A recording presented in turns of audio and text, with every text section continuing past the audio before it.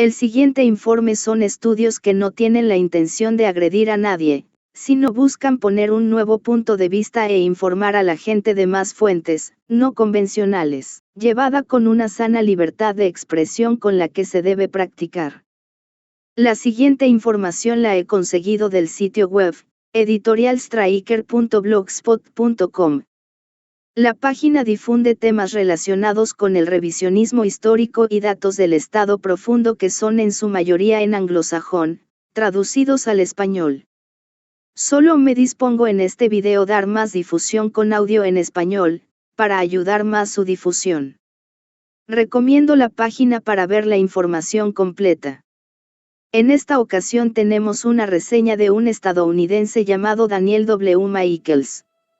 Sobre los estudios de un historiador ruso llamado Viktor Suvorov, que llega a la conclusión que Losif Stalin, el cruel dictador, llegó a perder la Segunda Guerra Mundial.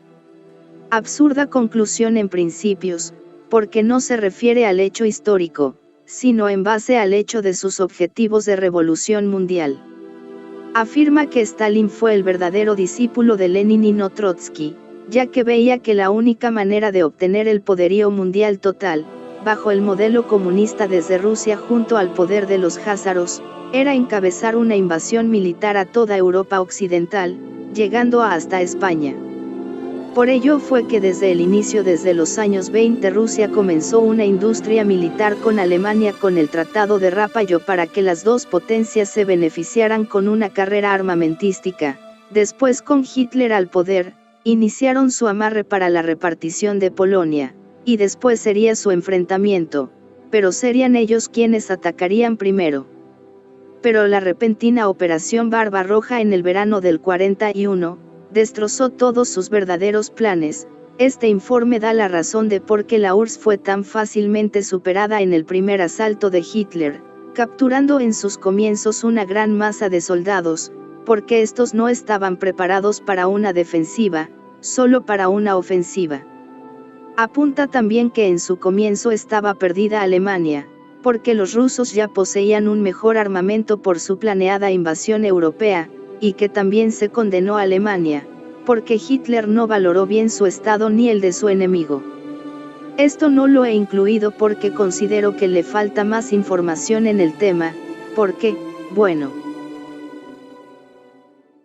es de demasiado debate, de informes, y de bastante tiempo para que se pueda dar todas las razones del fracaso alemán en el frente oriental, pero definirlo como un acto desesperado que no tenía esperanza desde el principio por nada más que tener pocos recursos, y todavía subestimar también las ideas de Hitler, cometiendo así el mismo error que sus generales que lo consideraban como un politiquillo que solo sabía ser un buen cabo. No veo que esta forma de valoración sea muy prudente, la considero incompleta, por ello no he incluido todo el reporte en este video.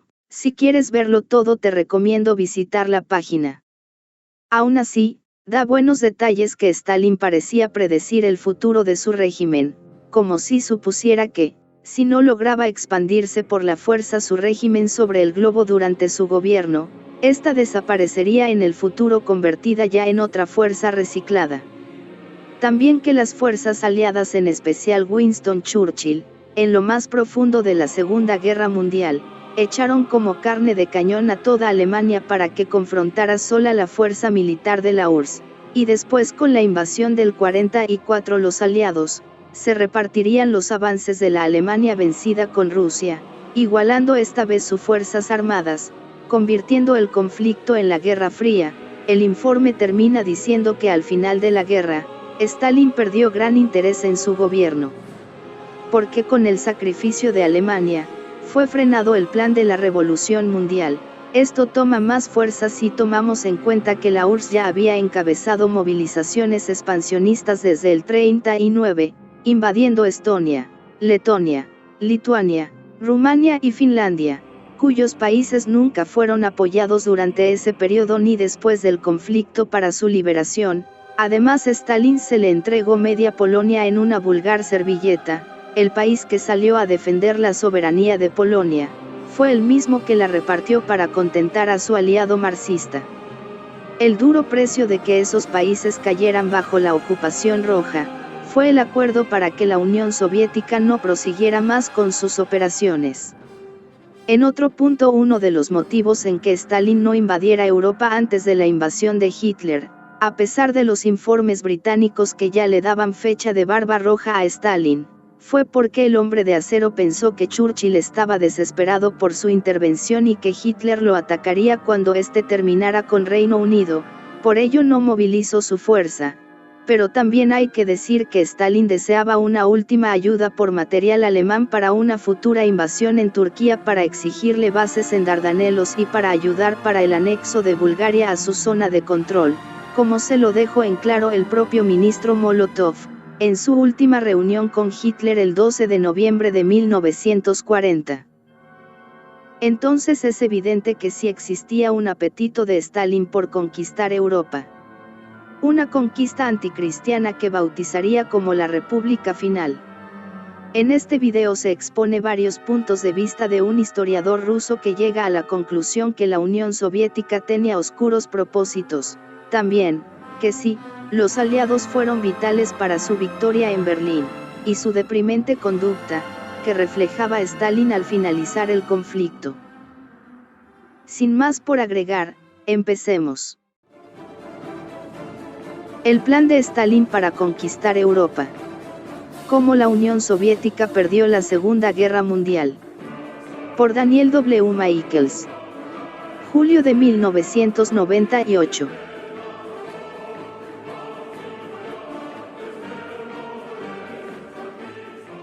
Desde hace varios años un ex oficial de inteligencia militar soviético llamado Vladimir Rezun ha provocado una acalorada discusión en Rusia por su alarmante opinión de que Hitler atacó a la Rusia soviética en junio de 1941 por cuanto Stalin se disponía a aplastar a Alemania y a Europa Occidental como parte de una operación bien planeada para, según Stalin, liberar a toda Europa poniéndola bajo el dominio comunista.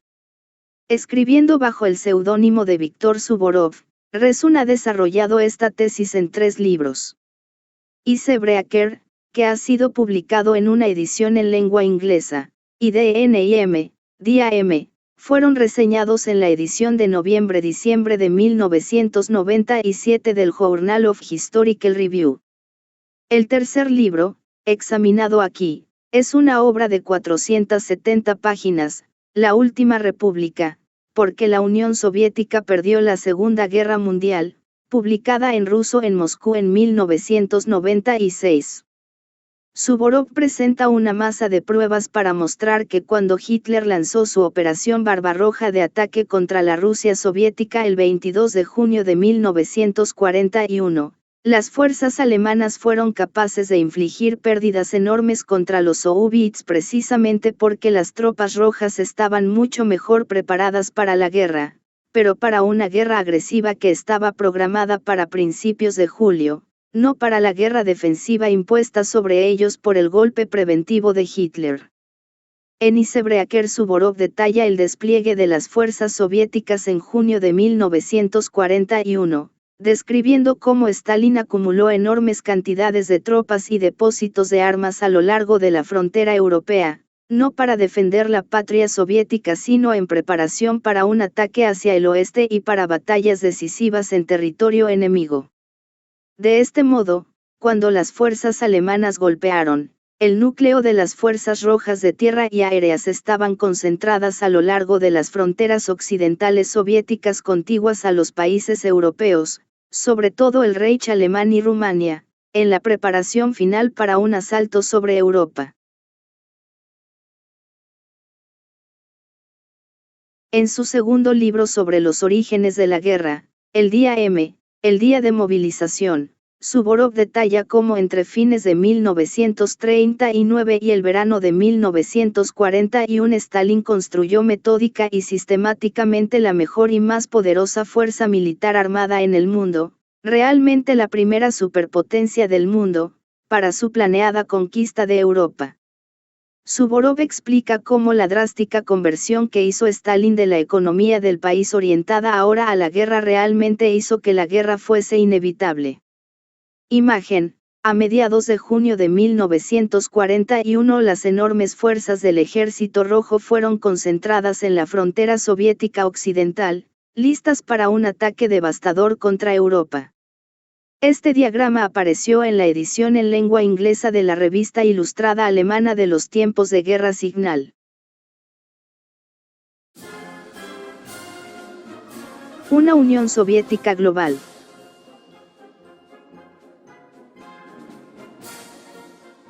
En la última República Suvorov, para reforzar su argumento, añade a la evidencia presentada en sus dos libros anteriores que Stalin se estaba preparando para una guerra agresiva, en particular poniendo énfasis en la motivación ideológica para las acciones del líder soviético. El título se refiere al desafortunado país que sería incorporado como la república final en la Unión de Repúblicas Socialistas Soviéticas, completando de esta manera la revolución proletaria mundial.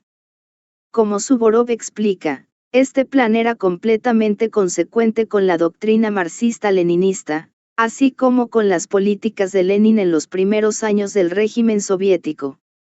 El historiador ruso sostiene de forma convincente que no fue León Trotsky, Bernstein, sino más bien Stalin, su rival menos ostentoso, quien fue realmente el discípulo fiel de Lenin en la promoción de la revolución comunista mundial. Trotsky insistió en su doctrina de la revolución permanente mediante la cual el joven Estado soviético ayudaría a instigar levantamientos de los trabajadores en el propio país y revoluciones en los países capitalistas. Stalin en cambio quería que el régimen soviético tomara ventaja de los armisticios ocasionales en la lucha global para consolidar la fuerza militar roja para el momento justo cuando fuerzas soviéticas armadas más grandes y mejores golpearían sobre Europa central y occidental, añadiendo nuevas repúblicas soviéticas a medida que esta fuerza aplastante rodara a través del continente. Después de la exitosa consolidación y sovietización de toda Europa, la URSS ampliada estaría a punto de imponer el poder soviético sobre el planeta entero. Como Suvorov muestra, Stalin comprendió muy bien que, si fuera por su propia voluntad, la gente de los avanzados países occidentales nunca elegiría voluntariamente el comunismo. Tendría por lo tanto que ser impuesto por la fuerza. Su temerario plan, Stalin decidió posteriormente, solo podría ser llevado a efecto por una guerra mundial. Una pieza clave de evidencia en este aspecto es su discurso del 19 de agosto de 1939, recientemente descubierto en los archivos soviéticos, citado en parte en la edición de noviembre de 1997 del Journal, páginas 32 a 33. En él, el heredero de Lenin afirma: la experiencia de los últimos 20 años ha mostrado que en tiempo de paz el movimiento comunista nunca es lo bastante fuerte para hacerse con el poder. La dictadura de tal partido solo se hará posible como resultado de una guerra importante. Más tarde, todos los países que habían aceptado la protección de la renaciente Alemania también se convertirían en nuestros aliados. Tendremos un amplio campo para desarrollar la revolución mundial. Además, y como los teóricos soviéticos siempre habían insistido, el comunismo nunca podría coexistir pacíficamente en el largo plazo con otros sistemas sociopolíticos. En consecuencia, el dominio comunista inevitablemente tendría que ser impuesto en todo el mundo. Tan integral era este objetivo de la revolución mundial a la naturaleza y el desarrollo del primer estado de los trabajadores, que fue un rasgo cardinal de la agenda soviética incluso antes de que Hitler y su movimiento nacionalsocialista subieran al poder en Alemania en 1933. Stalin decidió golpear en un momento y lugar de su elección. Para este fin, el desarrollo soviético de los más avanzados sistemas de armas ofensivas, principalmente tanques, aviones y fuerzas aerotransportadas, había comenzado ya a principios de los años 30.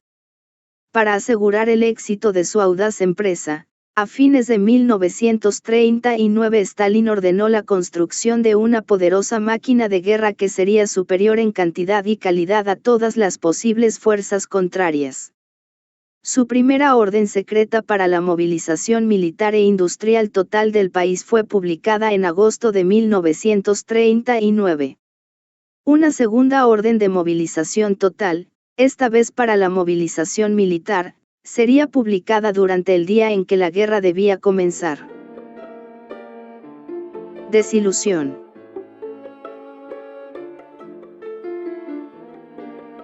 El ataque alemán codificado como Barbarroja arruinó el bien establecido plan de Stalin para, según él, liberar a toda Europa. En este sentido, sostiene Suvorov, Stalin perdió la Segunda Guerra Mundial. El primer ministro soviético podría considerar solamente derrotar a Alemania y conquistar Europa del Este y Central como nada más que una frustración. Según Suvorov, Stalin reveló su desilusión sobre el resultado de la guerra de varios modos. Primero, él tuvo al mariscal Georgy Zhukov, y no a él mismo, como el comandante supremo que lideró el desfile de la victoria en 1945. Segundo, ningún desfile oficial de la victoria cada 9 de mayo fue siquiera autorizado sino hasta después de la muerte de Stalin. Tercero, Stalin nunca llevó puesta ninguna de las medallas que le concedieron después del final de la Segunda Guerra Mundial. Cuarto, una vez, en un estado de ánimo deprimido, él expresó a los miembros de su círculo cercano su deseo de retirarse ahora que la guerra había terminado. Quinto, y quizás lo más revelador, Stalin abandonó los trabajos del largamente planeado Palacio de los Soviets. Un monumento inconcluso. El enorme Palacio de los Soviets, aprobado por el gobierno soviético a principios de los años 30, debía ser de 1.250 pies de alto, 380 metros, coronado con una estatua de Lenin de 300 pies de alto, 90 metros, más alto que el edificio Empire State de Nueva York. Debía ser construido en el sitio de la antigua Catedral de Cristo el Salvador. Por orden de Stalin, este magnífico símbolo de la antigua Rusia fue hecho volar en pedazos en 1931, un acto por medio del cual los gobernantes comunistas de la nación borraron simbólicamente el alma de la antigua Rusia para hacer espacio para la pieza central de la URSS mundial. Todas las repúblicas socialistas del mundo, incluso la última república, estarían finalmente representadas en el palacio. El salón principal de este santuario secular debía llevar inscripto el juramento que Stalin había hecho en cadencias cuasi religiosas en el entierro de Lenin. Aquel incluía estas palabras: cuando nos dejó, el camarada Lenin nos legó la responsabilidad de reforzar y ampliar la unión de repúblicas socialistas. Nos comprometemos ante usted, camarada Lenin, a que llevaremos a cabo honorablemente este vuestro mandamiento sagrado. Sin embargo, solo la base en forma de cuenco para este grandioso monumento fue completada, y durante los años 90, después del colapso de la URSS, la Catedral de Cristo el Salvador fue minuciosamente reconstruida en el mismo sitio.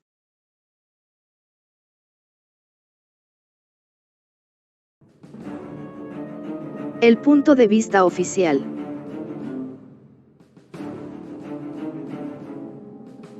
Durante décadas la versión oficial del conflicto germano-soviético de 1941 a 1945, apoyada por historiadores del establishment tanto en Rusia como en Occidente, ha sido algo como esto.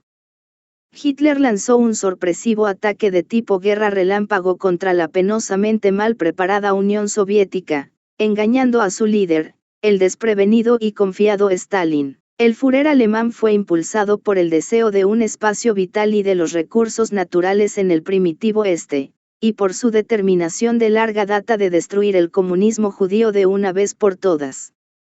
En este ataque traidor, que era una parte importante del enajenado ímpetu de Hitler para la conquista mundial, los agresores nazis o fascistas al principio aplastaron toda la resistencia con su preponderancia de modernos tanques y aviones.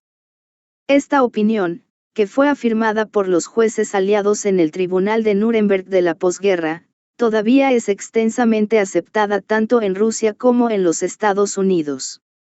En Rusia hoy, la mayor parte del gran público, y no simplemente aquellos que son nostálgicos del viejo régimen soviético, acepta esta línea políticamente correcta. En particular, porque esto explica las enormes pérdidas durante la Segunda Guerra Mundial de la Unión Soviética en hombres y material bélico. Diferencia comparada de tanques. Para demostrar que había sido Stalin, y no Hitler, quien estaba realmente preparado para la guerra, Suvorov compara el armamento alemán y soviético a mediados de 1941, especialmente con respecto a los importantísimos sistemas de armas ofensivas, tanques y fuerzas aerotransportadas. Es un axioma generalmente aceptado en la ciencia militar que las fuerzas atacantes deberían tener una superioridad numérica de 3-1 sobre los defensores.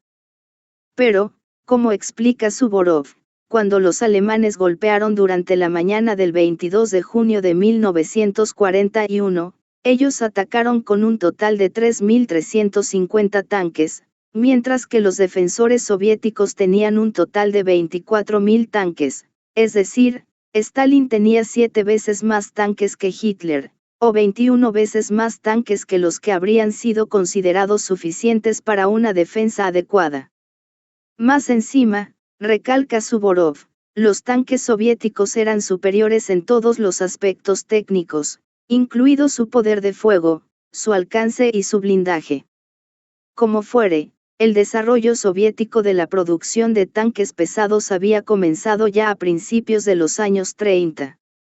Por ejemplo, ya en 1933 los soviets ya habían iniciado la producción en serie y distribución a sus fuerzas del modelo T-35, un tanque pesado de 45 toneladas con 3 cañones, 6 ametralladoras y un blindaje de 30 milímetros. Por contraste, los alemanes comenzaron el desarrollo y la producción de un tanque comparable de 45 toneladas solo después de que la guerra había comenzado a mediados de 1941. Hacia 1939 los soviets habían añadido ya 3 modelos de tanques pesados a su inventario. Además, los soviets diseñaron sus tanques con un sistema de ruedas más ancho, y funcionando con motores diésel, que eran menos inflamables que los que utilizaban combustibles convencionales mezclados por carburador. Además, los tanques soviéticos fueron construidos con el motor y el sistema de conducción en la parte trasera, mejorando así la eficacia general y la vista del operador. Los tanques alemanes tenían un arreglo menos eficiente, con el motor atrás y el sistema de conducción en la parte delantera. Cuando el conflicto comenzó en junio de 1941, muestra Suvorov, Alemania no tenía ningún tanque pesado en absoluto, sino solo 309 tanques medianos, y solo 2.668 tanques ligeros e inferiores. Por su parte, los soviets al comienzo de la guerra tenían a su disposición tanques que eran no solo más pesados sino de mejor calidad. A este respecto, Suvorov cita el recuerdo del general alemán de tanques Heinz Guderian, que escribió en su memoria Panzerleader, 1952-1996, p. 143. En la primavera de 1941, Hitler había ordenado expresamente que a una comisión militar rusa le fueran mostradas nuestras escuelas y fábricas de tanques. En esta orden él había insistido en que nada le fuera ocultado a ellos. Los oficiales rusos en cuestión firmemente rechazaron creer que el Panzer IV era de hecho nuestro tanque más pesado. Ellos dijeron repetidamente que debíamos estar escondiéndoles nuestros modelos más nuevos, y se quejaron de que no estábamos cumpliendo la orden de Hitler de mostrarles todo. La comisión militar fue tan insistente en este punto que finalmente nuestros fabricantes y funcionarios de la oficina de artillería concluyeron, parece que los rusos deben poseer ya tanques mejores y más pesados que nosotros. Fue a fines de julio de 1941 que el tanque T-34 apareció en el frente y el enigma del nuevo modelo ruso fue resuelto.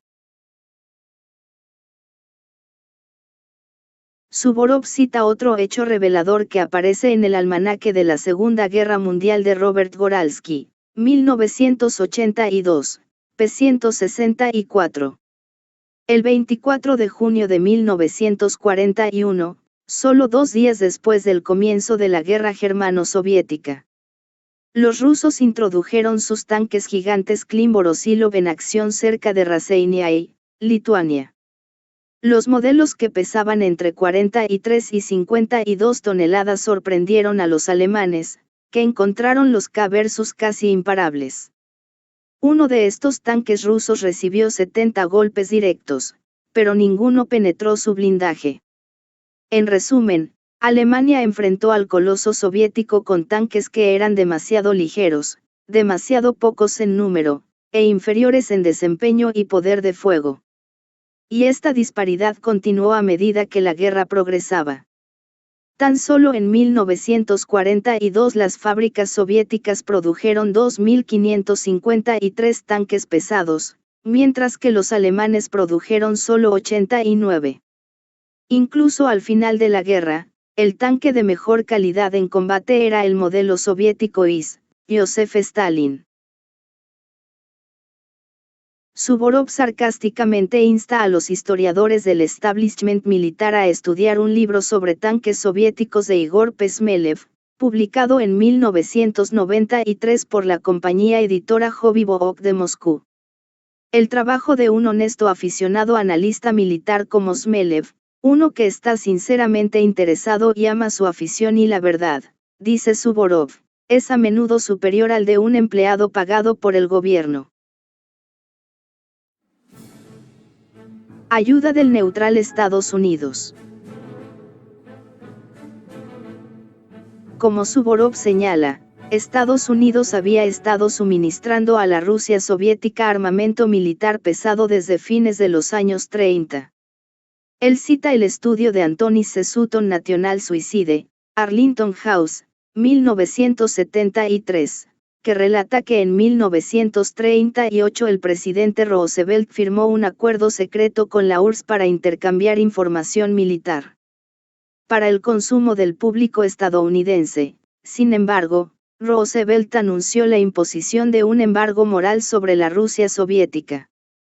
En los meses previos a la entrada formal de Estados Unidos en la guerra, diciembre de 1941, los buques navales atlánticos de Estados Unidos, aparentemente neutrales, estaban ya en guerra contra las fuerzas navales alemanas. BAMR Roosevelt's Navy, The Private War of the US Atlantic Fleet, 1939-1942, de Patrick Abacia, Annapolis, Naval Institute Press, 1975.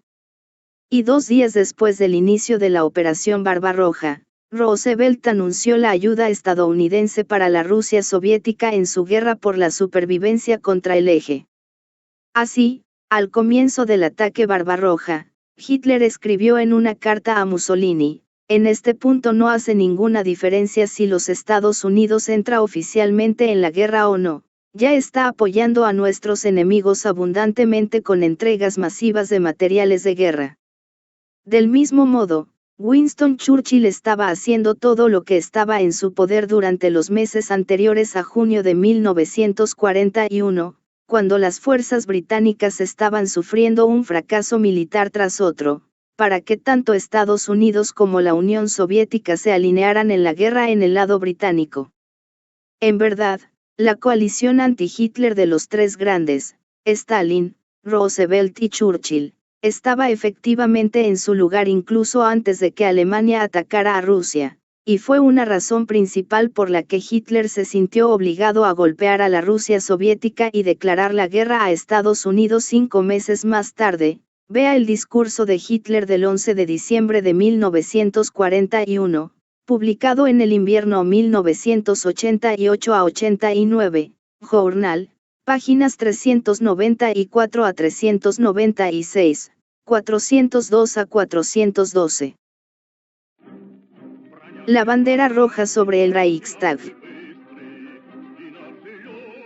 Las tropas soviéticas izaron la bandera roja de la hoz y el martillo sobre el Reichstag en Berlín, un acto que simbolizó el dominio soviético sobre Europa del Este y Central. La batalla de Berlín culminó la lucha titánica de las fuerzas alemanas y soviéticas que comenzó el 22 de junio de 1941. Durante la tarde del 30 de abril de 1945, cuando las tropas soviéticas asaltaban el edificio del Reichstag, Hitler se suicidó en su cercano cuartel central y refugio antiaéreo. Pero el ataque preventivo de Hitler fue demasiado poco, demasiado tarde. A pesar de la ventaja de golpear primero, fueron los soviets quienes finalmente prevalecieron. En la primavera de 1945 las tropas del Ejército Rojo tuvieron éxito en levantar la bandera roja sobre el edificio del Reichstag de Berlín.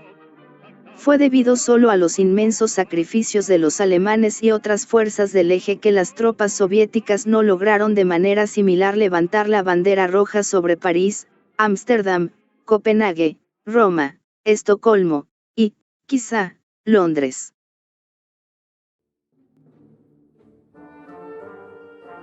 El debate se agudiza.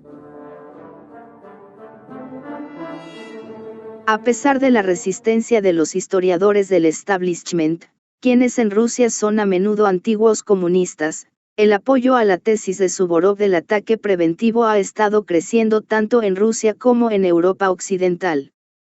Entre aquellos que simpatizan con los puntos de vista de Suvorov están historiadores rusos más jóvenes como Yuri L. Diakov, Tatyana S. Busuyeva e I.V. Pablo V. Vea el Journal de Noviembre Dic de 1997, páginas 32 a 34.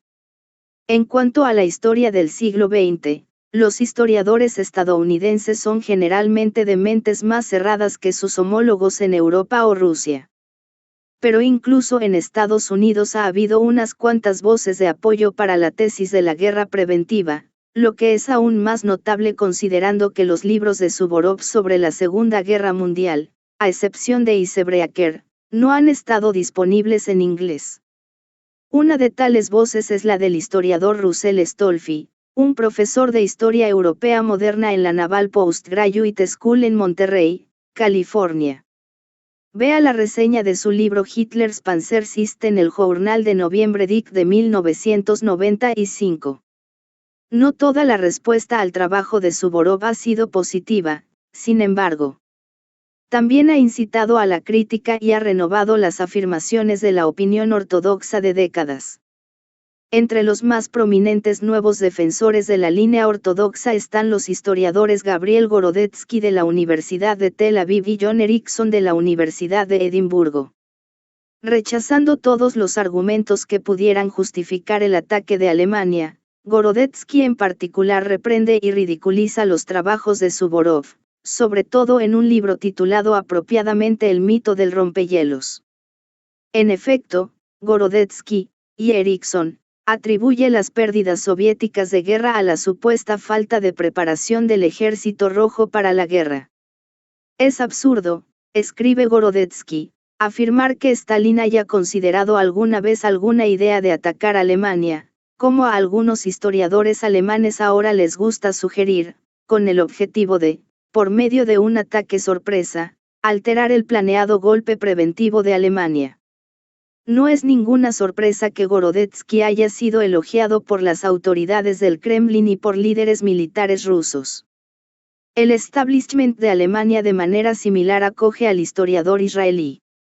A costa de los contribuyentes alemanes, él ha trabajado y ha hecho clases en Alemania en la semi-oficial Oficina de Investigación de Historia Militar, MGFA, que en abril de 1991 publicó Zweigwege Moscow, 2 rutas a Moscú, de Gorodetsky. En la última república, Suvorov responde a Gorodetsky y a otros críticos de sus 2 primeros libros sobre la historia de la Segunda Guerra Mundial. Él es particularmente mordaz en sus críticas a la obra de Gorodetsky, sobre todo el mito del rompehielos.